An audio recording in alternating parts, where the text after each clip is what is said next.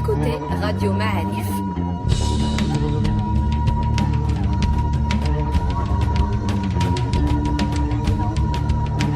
Le podcast Histoire.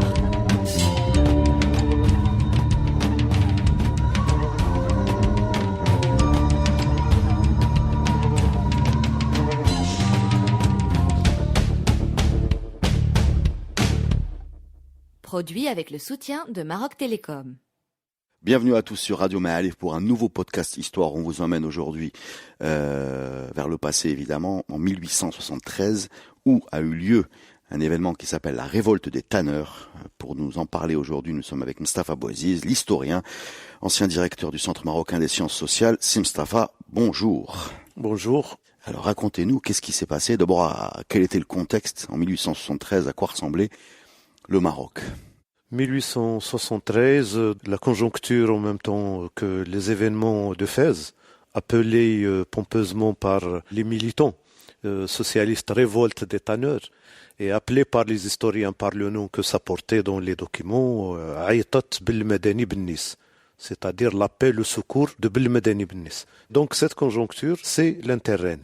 Et ça relève d'une structure du système traditionnel marocain qu'on appelle l'Umkhzen. Donc chaque fois qu'il y a un sultan qui est décédé, donc il y a un interrègne un peu houleux, un flou. C'est une quête de légitimité. Le nouveau sultan doit imposer plus ou moins sa légitimité. Et ça passe par l'acte de la bay'a, l'allégeance, qui baigne dans une culture globale de soumission appelée le wala. Cette période donc d'interrègne, c'est une période qui dure. Elle dure quelques mois. Parce qu'on n'est pas dans le système de communication actuel que nous avons. Pour communiquer, il faut se déplacer. On se déplaçait avec des mulets ou à pied, etc. Donc ça prenait du temps. Et le sultan, le nouveau sultan, fait le tour du pays pour acquérir l'allégeance des tribus, des corps de métier quand il passe dans les villes, etc. Et tout cela est couronné par la bay'a des ulama de la Qarawiyyin, donc la haute autorité intellectuelle religieuse du pays qui prête donc allégeance, et comme ça le parcours est scellé. Alors comme on est dans un système traditionnel, quand le sultan a sa légitimité, qu'il est bien assis sur son trône, c'est un despote. Et ce système despotique souffle durant les interrègnes. Donc l'interrègne, c'est un moment particulier où les différentes couches de la société tribale ou citadine présentent leurs doléances au nouveau sultan. Et c'est dans ce va-et-vient de présentation de doléances et d'acquisition de l'allégeance que les négociations politiques se font et que certains privilèges sont tirés ou sont retirés. Donc voilà un peu la situation de tous les interrègnes de ce système-là jusqu'à la période donc où le Maroc a perdu son indépendance en 1912.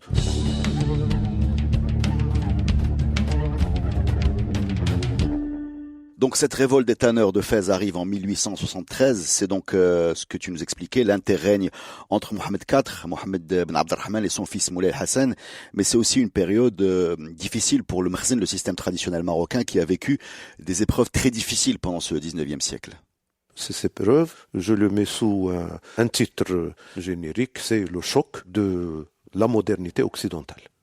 Le monde occidental, français pour nous, est arrivé à nos frontières, puisque les Français se sont installés en Algérie. Ils ont pris Alger, la ville d'Alger, en 1830. Alors là, les Français sont à côté de nous. Ils sont aux frontières. Et ça nous pose déjà un grand problème. Et ce problème, c'est les Algériens qui nous le posent. Les Français ont pris Alger, mais ils n'ont pas pris toute l'Algérie. Il y a toute une compagnie française militaire pour essayer de mettre la main sur toute l'Algérie. Donc l'ouest algérien, l'Oranite, l'Msan, etc., les tribus et les populations algériennes qui étaient là sont venus donc à Fès, voir justement à l'époque c'est Moulay Abdelrahman, et prêter allégeance à ce sultan parce qu'il ne voulait pas rester sous la houlette du kafir, sous la houlette du mécréant. Donc ils voulaient que Moulay Abdelrahman soit leur sultan et participe donc à gérer la région, cette région de l'ouest algérien, et d'affronter les Français. Ça posait un problème au niveau du palais sultanien parce qu'il y avait quand même un flair politique chez le sultan. savaient que la force française est une force assez forte, qu'elle arrive à déloger l'Empire ottoman d'Alger et de s'y installer, donc c'est une force. Alors comment répondre? Et c'était un dilemme au niveau du sultan, parce que d'un côté, il y a l'obligation religieuse des musulmans qui viennent prêter allégeance, il y a un devoir religieux de répondre oui, et en même temps, répondre oui, ça a un prix, affronter les Français. Donc, ça a hésité, il a demandé l'avis de la Qarawiyyin, des ulama. Ils ont discuté, ils n'étaient pas unanimes, mais la majorité était pour, il faut répondre au devoir religieux. Donc, il a accepté la bay'a. Et soit dit en passant, le chef de la délégation algérienne, c'était le cheikh Mouhiddin, qui est le père de ce qui va devenir l'émir Abdelkader algérien. Donc il a accepté, et il envoie un représentant, c'était son cousin, il envoyait donc un cousin, il y a donc une principauté qui était à Tlemcen, qui a duré 5 mois, et c'était litigieux, parce qu'il fallait gouverner ces tribus algériennes, préparer la riposte à l'avance française, et en même temps articuler cette partie algérienne aux tribus marocaines de l'oriental et laisser tout ça dans le sens d'un sultan qui règne et qui gouverne. C'était laborieux. Au bout de 5 mois, la décision a été revue et on a rappelé le représentant du sultan et on a dit aux Algériens, vous êtes nos frères, vous avez vos terres, on a nos terres, il y a des frontières entre nous, c'est les frontières qu'on avait avec l'Empire ottoman. C'est ces frontières à nous, et on vous aide, libérez votre pays, si vous voulez, nous, on a le droit de vous aider. Et c'était un départ de ce qui va donner maintenant l'incompréhension et les litiges maroco-algériens. Donc, à partir de ce moment-là, la France commençait donc à s'approcher, et bien sûr, les Français disaient, on est en Algérie, l'Algérie va nous emmener en Tunisie, va nous emmener au Maroc. Donc le Maroc était convoité par la France. Il y a pas mal d'escarmouches au niveau des frontières, au niveau de la circulation des biens et des personnes. Ce problème-là va donc prendre son ampleur et va se focaliser sur les opérations de l'émir Abdelkader algérien, qui a commencé donc à faire une résistance en Algérie. Puis après, il était venu dans l'oriental du Maroc. C'est à partir de cet oriental-là qu'il faisait ses opérations de résistance et militaire contre les Français. Et les Français vont en faire un problème. Et dire au sultan du Maroc, soit vous arrêtez ce hors-la-loi, soit on va considérer ça comme une déclaration de guerre. Donc cela va donc prendre forme, crescendo, jusqu'à arriver à une guerre. Et c'est la guerre d'Isli du 14 août 1844. Laquelle guerre-là va être une défaite cuisante de l'armée marocaine qui ne s'attendait pas à ça. Et dont le chef à l'époque qui a guidé la guerre, c'est le futur sultan Mohamed IV. Il était le représentant de son père. Il a guidé cette armée-là qui c'est une déroute, c'est une débandade totale de l'armée marocaine parce que l'équilibre entre l'équilibre militaire et technologique était disproportionné de manière assez forte. Oui. Pour qu'on ait une idée, c'est des batailles qui regroupent combien de troupes des deux côtés? On a du mal à visualiser ça. Vous savez, c'est quelques milliers, mais ça se passait pas au niveau du nombre. Parce qu'au niveau du nombre, le Maroc avait le nombre nécessaire. Pourquoi? Parce que la structure de l'armée marocaine, je parle de l'armée traditionnelle, c'est une armée de mobilisation. Ce n'est pas une armée de métier. C'est-à-dire qu'il y a un noyau militaire qui fait partie de l'État, c'est ce qu'on appelle le mhalla. C'est comme une garnison. Il y a des officiers de métier, il y a un certain nombre de soldats, mais limité. Mais le gros de l'armée, c'est la mobilisation des tribus. Donc l'Amhalla, qui est le noyau dur, passe donc dans les différentes tribus et mobilise l'armée tribale, les groupes de tribaux qui viennent avec leur chef et avec leur armement qui est rudimentaire, avec leurs chevaux, leurs tucs. Donc le nombre est là. Donc de Fès que Sidi Mohamed était venu, chargé par son père, il commençait à mobiliser. Donc il est passé par tout l'oriental, toute cette région-là, en arrivant à l'Ayoun, l'Ayoun Sharqiya. L'Ayoun Sharqiya, oui, l'Ayoun Sidi Mellouk. En passant avant à Taourir, etc. Donc tout cela, on a les documents historiques. À chaque fois qu'il arrivait, il envoyait une lettre. J'ai dit l'Ayoun, pourquoi? Parce que l'Ayoun, il a envoyé une lettre avec détails, 9 jours avant où il dit la France va avoir une défaite cuisante parce que tout le monde est mobilisé, on est là, etc. Ça va. Il disait même à son père, ne négociez pas. Parce que si vous voulez négocier, ils vont considérer ça comme un point de faiblesse. Nous, on va les écraser. Il commence à décrire les tribus, etc. Une lettre vraiment importante. Importante de la représentation que se faisait Le Maroc de lui-même. le Maroc de lui-même et de l'autre. Et donc de l'importance du choc qui va suivre la défaite. Voilà, en quelques heures, l'armée marocaine a été défaite. Et le vice-roi, c'est-à-dire le représentant, Sidi Mohamed, le représentant du sultan, a été obligé d'être évacué. Et en fin de compte, ça a été une défaite cuisante. Et une partie des tribus, même les plus importantes de la région, les Nassan et compagnie, n'ont pas participé. Ils attendaient de voir quel est le cours de la guerre pour s'insérer avec le... Et les soldats, quand ils se sont, en fin de compte, défaits, les femmes de la région et les gens de la région leur ont levé leurs biens, etc. Il y a un texte de Nasseri, le chroniqueur de cette période-là, qui est édifiant en montrant tout ça. C'est-à-dire, qu'est-ce qu'il raconte exactement ce Nasseri sur cette bataille?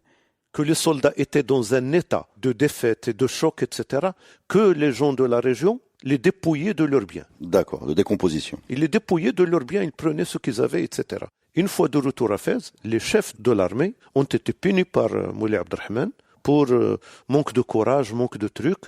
Et à l'époque, un des degrés d'humiliation, c'est de leur raser leur barbe et leur moustache. Jusqu'à ce moment-là, il n'y avait pas une appréciation de ce qui s'est passé. D'ailleurs, c'est bien de voir Nasseri comment il explique la défaite. Il disait que Sidi Mohamed, le futur Mohamed IV, était là avec son habit blanc, sur son cheval blanc, avec le parasol royal, et il donnait les directives, et les soldats le regardaient, puis leur courage était décuplé, et ça donnait tout un. À un certain moment, on lui a conseillé, parce que de l'autre côté, il y avait ce qu'ils appelaient le corps. Le corps, c'est le canon. Que le canon, ces projectiles s'approchaient du sultan pour qu'il ne soit pas atteint. Il doit changer de position. Pas seulement de position, même de look. Parce que s'habiller en blanc, ça le met en relief, etc. C'est une cible, quoi. Donc, pour ne pas être une cible, il a changé de look, il a changé de cheval, il a pris un cheval gris. Et les soldats, quand ils regardaient, ils n'ont pas vu le chef. Un bruit est couru comme quoi le Sidi Mohamed est mort. Et ça a créé la panique. Et immédiatement, il y a des gens qui ont commencé à piller la tente royale, la tente sultanienne, etc. Et il explique la défaite par ce mouvement de panique et que ce n'était pas inévitable. On aurait pu gagner la guerre, on aurait pu. Donc la représentation, jusqu'à ce moment-là, on est supérieur à eux. Parce qu'on est musulman, parce qu'on a le nombre, donc tout un système d'explication. Il fallait attendre les années 30, où Ibn Zaydan, un autre chroniqueur, pour essayer de décrire la même bataille, de montrer comment le général qui guidait l'armée française avait plusieurs unités d'artillerie et comment ils ont organisé leur stratégie de guerre d'une manière circulaire et comment ils ont amené les Marocains chez eux et pouvoir avec des mitrailleuses et des trucs à tuer en masse, etc. C'est une autre description, mais il a fallu presque un siècle pour comprendre le mécanisme, que ce n'était pas un mécanisme seulement de courage et de harangue, etc. Donc voilà, donc on a eu cette défaite, et cette défaite-là aurait pu donner l'occupation du Maroc. Et comment le Maroc a géré cette situation-là? Le Maroc a demandé l'aide de l'Angleterre. C'est la superpuissance de l'époque qui existait, qui pourrait affronter la France. Et effectivement, l'Angleterre avait arrêté la France. Elle avait arrêté la France pour ne pas avancer, mais il a eu un prix. Le prix, c'était l'accord britanno-marocain de 1856. Ça se préparait déjà depuis la défaite d'Isli. Et c'est un autre choc important, celui-là est économique. L'Angleterre était une grande force commerciale. Il avait tout intérêt à imposer le libre-échange, et il l'a imposé. Et donc cet accord permettait aux marchandises anglaises d'entrer dans l'espace marocain avec une taxe douanière équivalente à 10%, quelque chose comme ça. Et il a réduit le nombre de produits qui étaient prohibés de ne pas rentrer au Maroc. C'était quoi ces produits prohibés? Il y avait les armes déjà, avant. Et il y avait le tabac, il y avait la viande de cochon, etc. Donc des trucs de ce genre-là. Et d'empêcher d'autres matières de sortir, comme le blé, comme l'huile, comme les viandes et tout ça. Donc c'était pour alimenter le marché marocain, on interdisait l'exportation de ces matières-là. Là aussi, ça a été enlevé. On pouvait donc faire rentrer les matières manufacturées britanniques et prendre les matières agricoles marocaines, les sortir. L'Angleterre en avait besoin, Gibraltar. Donc ça faisait des déséquilibres importants. Déjà un déséquilibre au niveau financier, parce que les douanes ne rentraient plus ce qu'il fallait comme argent, parce qu'il y avait une taxe que je disais ne dépassait pas 10%. D'un autre côté, les matières manufacturées anglaises, britanniques, etc., concurrençaient les matières marocaines. Et donc, il y avait un déséquilibre au niveau du marché, ce qui va donner plus ou moins la décomposition de cette économie marocaine qu'on va appeler après économie traditionnelle, Sénat Taqlidia. Avant, c'était Sénat, c'était l'industrie que nous avons. Donc, ça va toucher cet élément de production marocaine. Et troisième déséquilibre, c'est des déséquilibres alimentaires. Parce qu'on va avoir donc des pénuries de blé, des pénuries d'huile, etc. Ça va créer des famines, des petites famines durant tout le 19e siècle à partir de... Donc c'est un élément important, cet accord de 1856. Moi je le comparais à la création de l'OMC. C'est un peu les deux césures, 1856 et ces années-là de 1996, 95, 96.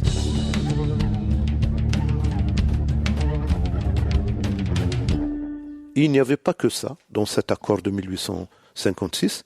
Il y avait aussi l'accord de la nation préférée. Ce paragraphe de nation préférée donnait donc à l'Angleterre tout accord qui est donné à une autre nation est automatiquement attribué à la nation anglaise. On n'a même pas besoin de négocier, c'est déjà tout fait. L'avantage. Ils ont toujours l'avantage. C'est eux les premiers, donc ils ont toujours l'avantage. Donc cet outillage, si vous voulez, juridique et diplomatique, va inciter les autres nations européennes à user de la même façon, à commencer par l'Espagne. L'Espagne va créer donc des conditions pour qu'elle aussi ait un problème avec le Maroc pour avoir des avantages. Mais là, on parle de quel type de problème? Est-ce qu'on parle de la guerre de Tétouan, c'est bien ça? C'est la fameuse guerre de Tétouan, commencée en décembre 1959 et elle a continué jusqu'à avril 1860. Et c'est toute une montée de l'Espagne à partir de Ceuta, suivant le littoral jusqu'à Tétouan, jusqu'à encercler Tétouan, jusqu'à rentrer et occuper Tétouan et négocier son évacuation après. Donc c'est une guerre provoquée par l'Espagne en disant que des tribus l'Anjara du nord, le poste frontière, ont piétiné le drapeau espagnol et l'Espagne donc est rentrée pour venger son honneur, alors qu'en réalité c'est elle qui a commencé à traverser la frontière. Il a construit sa cabane de frontière, de garde frontière, dans le territoire marocain. Donc les tribus ont détruit cette intrusion. Le fait est que la guerre a eu lieu, le Maroc a essuyé une défaite, une occupation de la ville durant une période importante, et puis des négociations, et bien sûr avec l'intervention de l'Angleterre.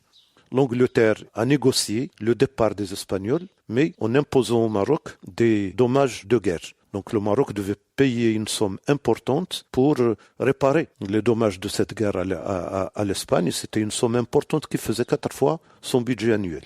Et l'Angleterre a poussé le Maroc à accepter, en disant je vais vous prêter pour payer les tranches de cette impôt de guerre, de cette dette. Donc voilà, l'asphyxie financière commence et ça va arriver jusqu'à un stade où on va prendre directement dans les douanes marocaines 60% des recettes pour payer cette dette-là. Parce que l'Angleterre n'a donné qu'une première tranche et puis elle a laissé le Maroc s'asphyxier lui-même. Quand on va arriver en 1873, on est dans une situation vraiment d'encerclement total. Alors, à partir de ça, bien sûr, il y a des accords 1860, 1863, avec les différentes nations, avec la France, avec tout. Et chaque nation demande que l'article de la nation préférée soit lui attribué. Ce qui fait que toutes les nations sont arrivées à avoir des avantages. Et ces avantages-là asphyxient l'économie marocaine, asphyxient l'échange commercial entre le Maroc et ces pays-là. Et surtout, réduit d'une manière substantielle la souveraineté, les espaces de souveraineté marocaine. Oui, une souveraineté marocaine donc attaquée par ces problèmes économiques, par une sorte d'asphyxie financière, mais aussi par le fait qu'il y a des consulats qui distribuent leur protection à la population marocaine. C'est bien ça, c'est de la protection. La protection diplomatique ou consulaire. C'est quoi? C'est les consuls ou les ambassadeurs ont du personnel, entre guillemets, autochtone ou indigène, je mets bien entre guillemets, c'est-à-dire local, d'autres nationalités, et le respect dû aux diplomates était élargi à leur personnel, que ce soit des interprètes, que ce soit des chauffeurs de diligence, que ce soit des hommes et des femmes de ménage. Donc ils sont dans l'espace diplomatique ou dans l'espace consulaire, ils ne relèvent plus de droit du pays en question. Quand c'était limité, ça se comprenait. Ça rentrait que ce territoire-là est un territoire qui relève dans notre pays, donc au sein de leur territoire. Mais à partir de cette disposition diplomatique qui a été acceptée la première fois au monde musulman par l'Empire ottoman, les Marocains l'ont acceptée. Et il y a toute une liste avec les pays européens. Ça commence avec le Danemark et ça continue avec les différents pays. Concrètement, ces consulats distribuaient des cartes consulaires. Là, ça s'est élargi. Donc on est parti de ça, de ce domaine réservé, pour élargir ce domaine à tout travail à l'extérieur. Donc ce qui fait les collaborateurs commerciaux, deux commerçants européens, Avec la carte. on leur donnait une carte et cette carte-là, elle est soustraite à la loi marocaine. Ce qu'on appelle donc la protection diplomatique et consulaire. Et le phénomène s'est agrandi et s'est même élargi d'une manière spectaculaire durant la deuxième moitié du XIXe siècle. On a donc des Marocains dans les villes et dans les campagnes qui avaient cette carte-là et qui pourraient faire ce qu'ils veulent. Ils n'étaient pas soumis au droit marocain et l'État marocain pourrait porter plainte chez leur protecteur. Et on a créé pour ça des tribunaux consulaires. Et c'est ce tribunal consulaire-là qui juge la personne qui a commis un délit quelconque, même un délit d'assassinat. Et le Maroc peut déléguer un juge observateur. Donc ce qui va créer au niveau de la société deux sortes de Marocains. Les Marocains soumis au droit makhzanien et les Marocains qui ne sont pas soumis à ce droit et qui sont protégés par des consulats et des ambassades. Voilà un peu le système qui s'est créé, la conjoncture qui s'est créée. Donc, après la mort de Moulay Abdelrahman et l'intronisation de Mohamed IV, le pauvre Mohamed IV, qui a vécu immédiatement la défaite d'Isli en tant que représentant de son père et qui a vécu la défaite de Tétouan en tant que sultan, ce Mohamed IV qui n'a pas été, en fin de compte, l'histoire n'a pas rendu tout ce qu'il a fait. Alors que c'est lui qui a commencé, si on peut dire, le mouvement de modernisation du Maroc. De modernisation, pas de modernité, de modernisation du Maroc. Il a créé les premières usines, il a créé les trucs, il a pensé qu'il faut acquérir la science nouvelle et qu'il faut être dans son temps. Il a fait un tas de choses, compris la machine à Fès et dans d'autres villes. Donc, ce Mohamed IV était vraiment pressé des deux côtés et tout en faisant cet effort, il n'avait pas les finances nécessaires. Parce que ces finances étaient à moitié hypothéquées par les différents emprunts qu'il avait fait au niveau de l'Angleterre et la dette de guerre vis-à-vis de l'Espagne. Donc c'est dans ces conditions-là où a été élevé Hassan Ier, qui est son fils. Alors Hassan Ier, le fils de Mohamed IV, donc a vécu tous les déboires de son père et tous les efforts de son père. Il se préparait à prendre le pouvoir après son père, mais dans des conditions difficiles. Parce que d'un côté, la pression des forces occidentales prenait des formes différentes. L'asphyxie financière s'amplifiait à tel point que quand il y a les réactions des tribus dans les alentours, dans les confins sahariens, dans les frontières, ou même en ville, quand c'est-à-dire un Marocain, pour schématiser, touche un Européen ou le tue, suivant un litige donné, etc., la force occidentale correspondante demande une réparation. Et cette réparation, non seulement l'incarcération de celui qui est accusé de cet acte-là, mais une compensation financière, et qui est importante. Donc on ponctionnait encore au Makhzen les maigres ressources qu'il avait pour payer justement ces trucs-là. On a des documents importants qui viennent de Touat, qui viennent de l'Oriental, qui viennent du Sahara, où tel Français ou tel Européen a été touché, son consulat demande ou son ambassade demande réparation. Quand on regarde un peu cette période, donc le Maroc est chez lui, il a son sultan, l'Angleterre lui impose des prêts, l'Espagne grappille le nord, la France menace l'est. Il y a un côté un peu impérialiste dans ces visions. On a vraiment l'impression qu'il y a une pression autour, on ponctionne ses finances, on grignote ses frontières, on distribue des cartes à sa population. Est-ce que c'est la position géographique du Maroc qui est très près de l'Europe qui a excité tous ces gens-là, ou alors c'est les ressources naturelles du pays, ou c'est des compétitions entre puissance occidentale, parce qu'on a vraiment l'impression que en étant chez toi, tu es agressé. Oui, Mais il y a tout ça, hein. Il y a tout ça, mais tout ce qui explique tout ça d'une manière générale, c'est tout simplement ce que j'appelle moi la deuxième mondialisation. La première mondialisation, c'est la création du système capitaliste dès le départ, comme un système unique dans le monde. Il est apparu en Europe, il s'est élargi, il est mondial, c'est déjà la mondialisation. C'est la deuxième forme de la mondialisation, ce que nous appelons, ce que les militants appelaient avant l'impérialisme. Et c'est le mouvement de colonisation. Mais sans être militant, c'est le mot qui m'est venu en tête. Oui. Lénine disait l'impérialisme, stade suprême du capitalisme. Mais c'était pas, là on est dans la troisième forme de mondialisation, c'est l'actuel. Donc chaque pays, sa bourgeoisie avait besoin d'exporter et ses capitaux et ses entrepreneurs et ces trucs, et en même temps, bien sûr, bénéficier des matières premières qui existaient. Et il y avait une concurrence effective et une course effective qui va coloniser le Maroc. Le Maroc était là, il est près de l'Europe. C'est une proie. La France est déjà en Algérie. Donc il y avait toutes les forces qui étaient là. Le Maroc était au centre des convoitises, des appétits occidentaux, des appétits et des contradictions européennes qui pourraient aller jusqu'à la guerre. Mais les trois grandes forces qui vont émerger, qui vont avoir vraiment un appétit grand et qui vont vraiment s'entrechoquer entre elles et essayer de trouver des compromis, c'est la France, l'Angleterre et l'Espagne. Et ça n'allait se résoudre qu'en 1904 avec ce qu'on appelle dans les annales du droit international l'entente cordiale entre la France et l'Angleterre, où la France laisse l'Égypte à l'Angleterre et où l'Angleterre laisse le Maroc à la France, tout en aménageant des conditions importantes, à savoir que Tanger va rester une région internationale parce qu'il ne veut plus avoir quelqu'un en face de Gibraltar. Et pour que la France n'ait pas vraiment beaucoup de force, etc., qu'il faut donner une petite partie du Maroc à l'Espagne. Tout cela, donc, ça a été négocié d'une manière claire dans les accords de l'entente cordiale de 1904 et dans les accords secrets liés à cet accord-là. C'est à ce moment-là où on ouvre un boulevard à la France vers le Maroc. Donc, dans ce contexte-là, Mohamed IV décède. Et il y a un interrègne qui souffre. Et Hassan Ier, donc son fils, qui va prendre le pouvoir, il n'était même pas à Fès, la capitale du Maroc. Il était à Saouira. Et il est passé de Saouira à Marrakech, où il a eu l'allégeance de Marrakech. Et il venait de Marrakech vers Fès, en attendant d'avoir, donc c'est pour ça que ce conflit va un peu durer. Parce que tant que le sultan n'a pas l'allégeance directe des ulama de Fès, il n'a pas encore établi sa légitimité sur le pays. Donc il venait de Marrakech en passant par celle-là. À chaque étape, donc les tribus présentent leur doléance et leur allégeance. C'est dans ce contexte-là que les tanneurs de Fès présentaient leur doléance. Parce que la conjoncture s'y prête. C'est un interrègne. Ils veulent bien sûr prêter allégeance au nouveau sultan, mais réparer les préjudices qu'ils sentent, qu'ils sont des préjudices qui les touchent et qui touchent leur vie.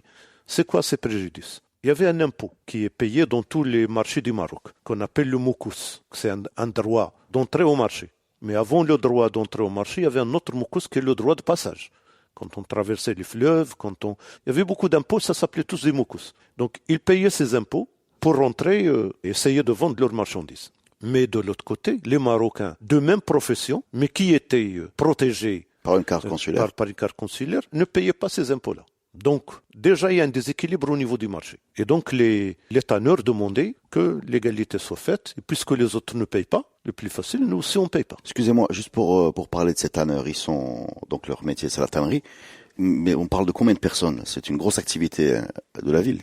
Oui, c'est une grosse activité de la vie. Je n'ai pas les chiffres. Hein. Ceux qui étaient dans le marché, qui commençaient ce travail-là, c'est quelques centaines. Mais c'était une branche importante de la production économique de ce temps-là. Donc, ils produisaient déjà le produit de base, le cuir. Donc le cuir, et puis ce qu'on faisait avec le cuir.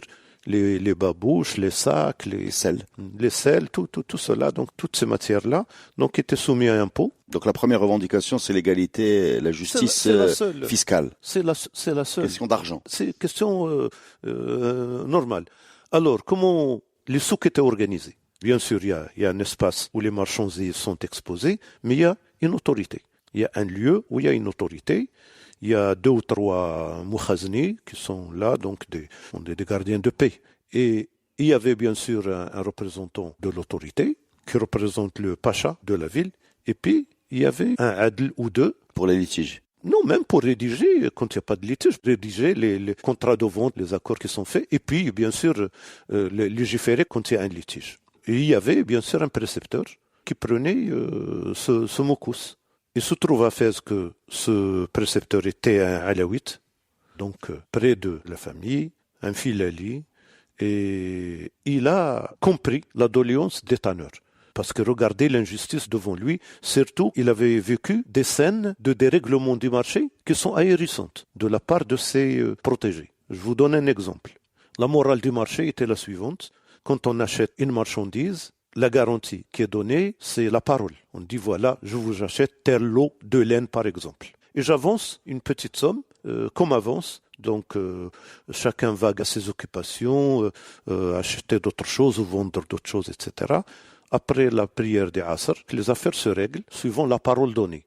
Et s'il y a un litige, on va voir justement les deux adouls qui sont dans le lieu de pouvoir. Ils règlent le problème avec les méthodes traditionnelles connues, à savoir est-ce que vous avez des témoins, est-ce que vous avez des trucs, et ils tranchent. Ça se faisait comme ça.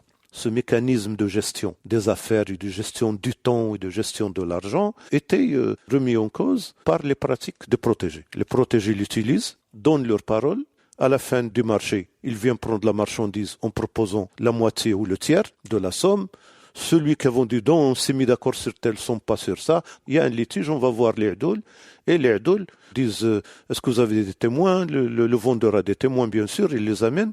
Et en dernière analyse, le protégé sort sa carte et le adoul ne peut rien faire.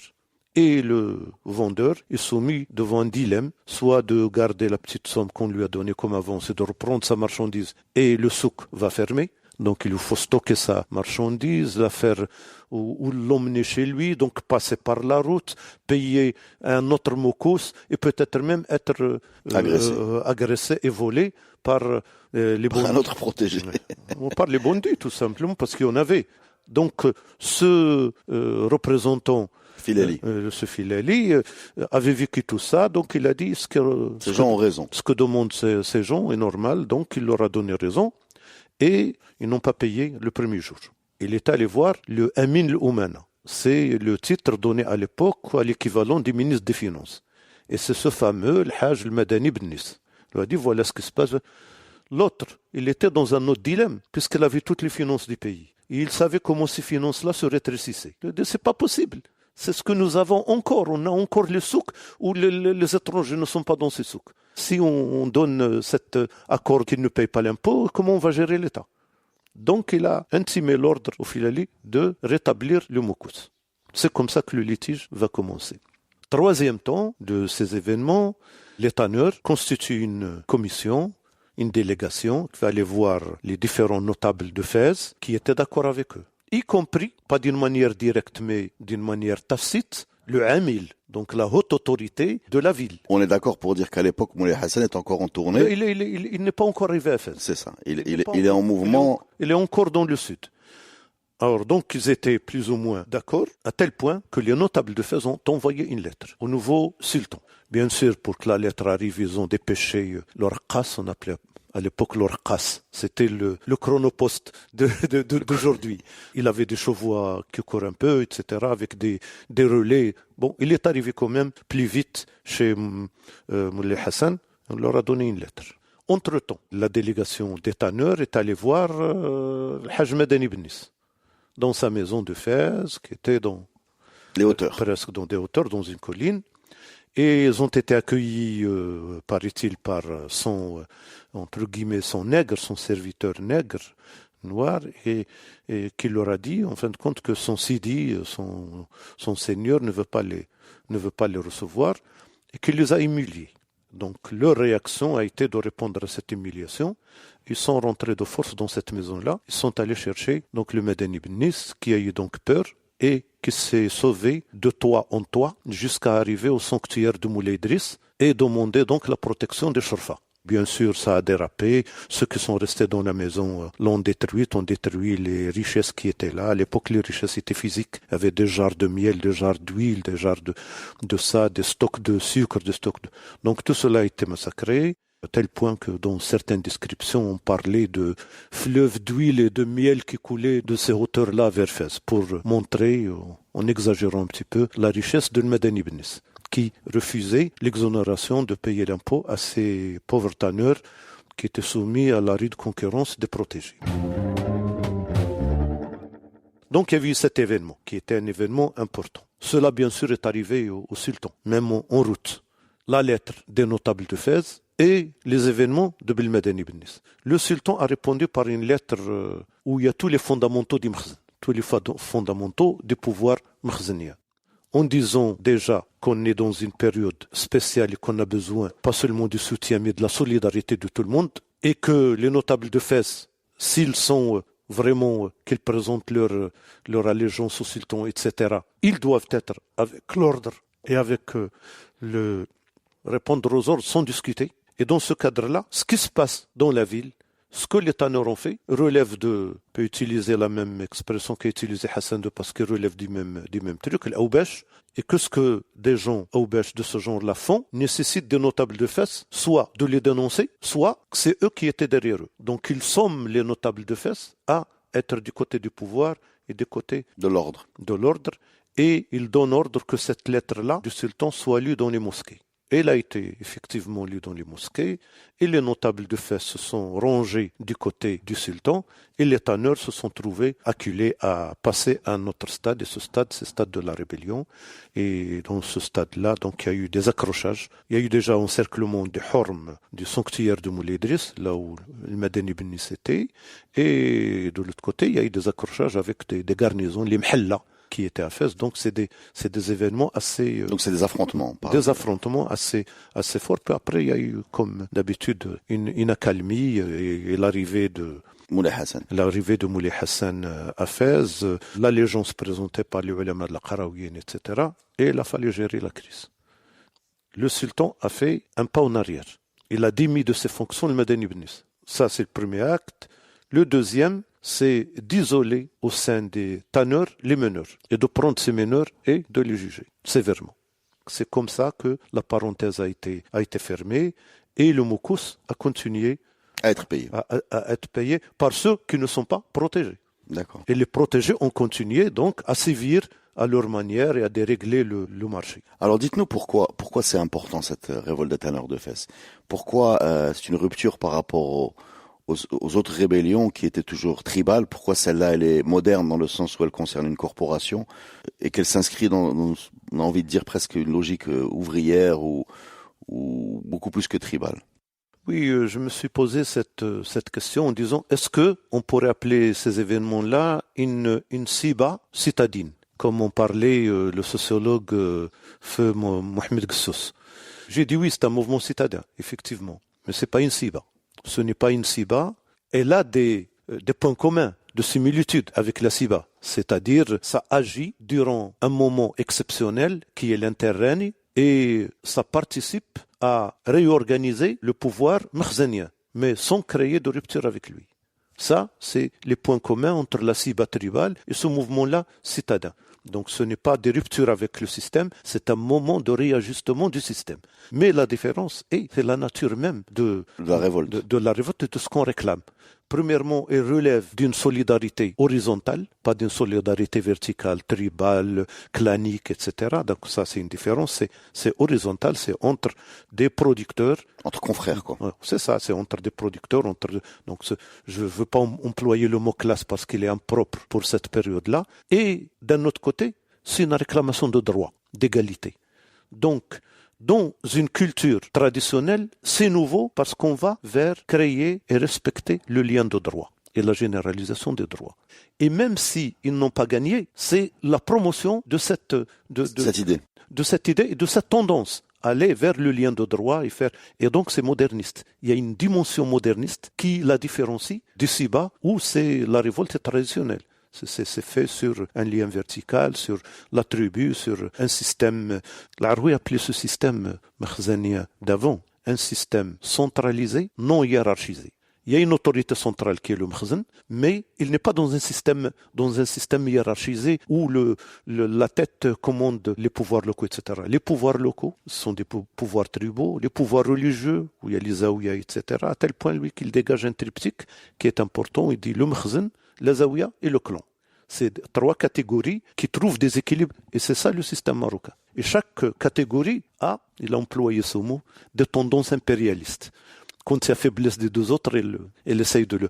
Alors là, on sort de ce système traditionnel pour aller vers un système centralisé où il y a un lien de droit. Et ça passe par que tout le monde a la même obligation devant l'impôt, devant le droit. Ils n'ont pas gagné, les tanneurs, mais ils ont initié un mouvement de dire pourquoi telle frange sociale a telle charge et telle autre frange n'en a pas.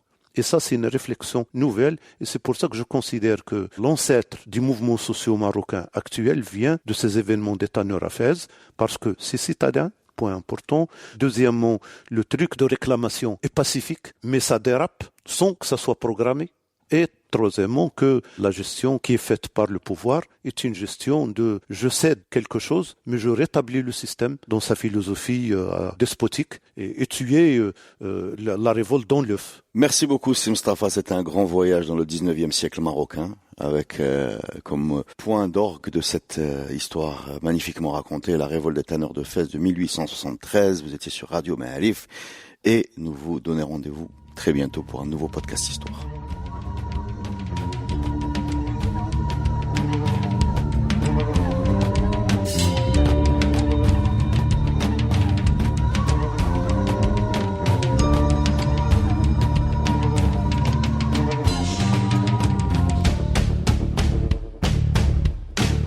Ce podcast est produit avec le soutien de Maroc Télécom. Maroc Télécom, un monde nouveau vous appelle.